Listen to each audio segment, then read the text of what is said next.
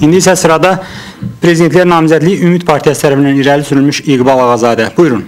Axşamınız xeyir, hörmətli televiziya tamaşaçıları, möhtərəm seçicilər, hamınızı xoş gördük. Mən ilk növbədə 22 sentyabrda Akstafada mənim görüşümə gələn Akstafalılara minnətdarlıq edirəm və Azərbaycanın səlahiyyətli dövlət qurumlarından, o cümlədən ölkə başçısından bu görüşlərə və seçki prosesinə mane olan Akstafa rayon icra hakimiyyəti başçısının birinci müavini Ramiz Tatarov haqqında ciddi ölçü götürməyi və onun məsuliyyətini müəyyən etməyi xahiş edirəm. İndi isə çıxışıma başlamaq istəyirəm. Məndən əvvəl çıxış edənlər milli maraq və Azərbaycanın inkişafından danışdılar və son günlər ümumiyyətlə mətbu orqanlarında çox ciddi şəkildə mənim əleyhimə çox pafoslu çıxış edir deyə belə bir yazılar gedir, xüsusilə rus dilli saytlarda.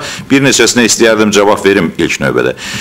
Milli marağın qorunması, milli maraq anlayışı insandan başlayır. Azərbaycan insanının maraqları hansı şəkildə qorunur Azərbaycanda və Azərbaycanda milli maraq deyiləndə onun daşı, divarı mı, onun təkcə coğrafiyası mı nəzərdə tutulur, yoxsa insanı mı? Azərbaycan insanının vəziyyəti hamımıza bugün məlumdur. Bugün təhsilə, səhiyyəyə, iqtisadiyyata, sahibkarlığa qoyulan vəsaitlərdən danışır. Mən həmin rəqəmlərə danışıram. Səhiyyəyə o qədər vəsait qoyur ki, Azərbaycan hökuməti Azərbaycan həkiminin bir aylıq maaşı 150 manatdan yuxarı eləmir.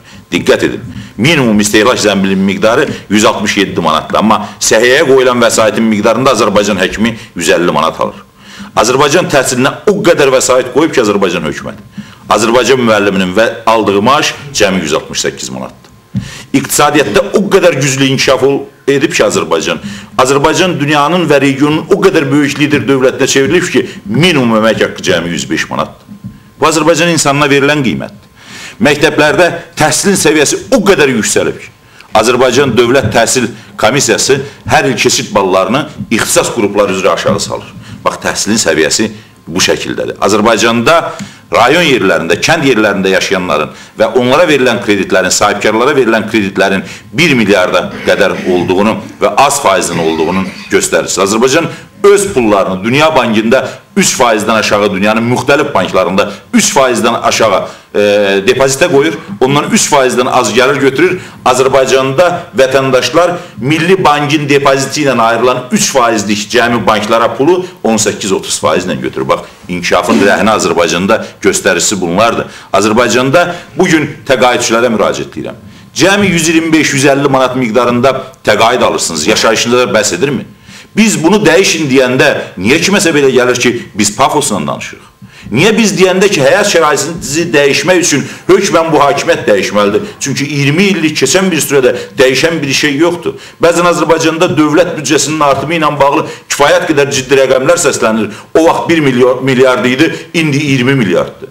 Bu neftin hesabınadır. Siz 95% neft pulları hesabına ixracatı təşkil edəndə, 85% büdcəyə yalnız neftdən gələn gəlirlər hesabına vəsait daxil edəndə bir düşündünüzmü ki, Azərbaycanın aqrar sektorunda əhalinin az qala 60% yaşayır. O 60% necə dolunacaq? Bugün keçən dəfə qeyd etdiyim kimi regionlarda dotasiyalar bu qədər artıb 68-dən 98%-ə qədərdir dotasiyalar. Bu dotasiyaların miqdarında yerli əhali necə yaşayır? Banklara borc haqqında mən demişdim keçən dəfə. Bəli, bugün Azərbaycan vətəndaşlarının Azərbaycan banklarına 700 milyon vəsaiti var. Ayrı-ayrı məmurların nəzarətində olan bu bank sisteminin Milli Bankdan dövlətin və xalqın aldığı 3%lik pulu 30%-ə vətəndaşlara verir. Biz deyirik ki, niyə verirsiniz 30%-ə? Əgər sizə bunu Milli Bank 3%-lə verirsə, siz niyə vətəndaşlara 30%-lə verirsiniz? Bütün bunların hamısının fonunda Azərbaycanda dəhşətli bir inkişaf var demək doğru deyil. Yaxşı hal olmasa da yanımda hörmətli Zahid bəy oturub vərəqində çox üzr istəyirəm ona görə. Qeydi təsadüfən gözümə sataşdı. Stalipin'dən və Pyotr'dan yazmışdı. Amma üzr istəyirəm onu gördüyüm üçün Zahid bəy. Amma yenə də sizə Potemkin'i xatırladıram. Niyə siz hesab eləmirsiniz ki, Stalipin'dən, Pyotr'dan misal gətirənlər Potemkin'dən misal gətirmirlər. Siz ölkəni Potemkin'ə döndərsiniz, Potemkin'in lövhələrinə döndərsiniz. Hər yerdə, hər küçədə üz qabıqlarının hamısını düzəldirsiniz.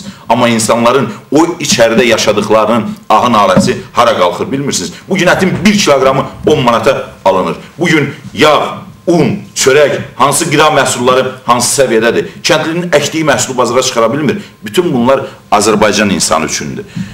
Ölkəmizin vəsaiti də, milli təhlükəsizlikdə, ölkəmizdə bütün strukturların inkişafı da və gözəlliklərin də hamısı Azərbaycan insanı üçün olmalıdır. Əgər Azərbaycan insanı bütün bunların hamısının fonunda dediyim formada yaşayırsa, Azərbaycan insanına bircə şərt qalır. Bu hakimiyyəti dəyişmək. Və bizim şüarımız dəyişməkdir.